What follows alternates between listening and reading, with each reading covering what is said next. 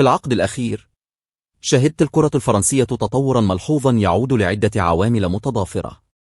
أولا، الاستثمار الضخم في أكاديميات الشباب مثل أكاديمية كليرفونتين الشهيرة أثمر عن جيل ذهبي يضم لاعبين موهوبين تقنيا وبدنيا. هذه الأكاديميات تركز على تطوير المهارات الفردية والتكتيكية للاعبين منذ الصغر. ثانيا، عودة الأندية الفرنسية للمنافسة بقوة في البطولات الأوروبية مثل باريس سان جيرمان وليون ساهم في رفع مستوى اللاعبين واكتسابهم الخبرة اللازمة. هذه الأندية أصبحت وجهة للاعبين العالميين، مما أدى إلى احتكاك اللاعبين الفرنسيين بمستويات أعلى.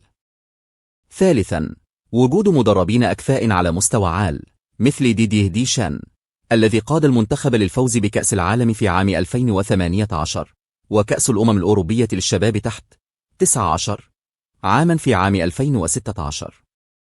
هؤلاء المدربون يتميزون بقدرتهم على بناء فرق متماسكة واستغلال نقاط قوة اللاعبين.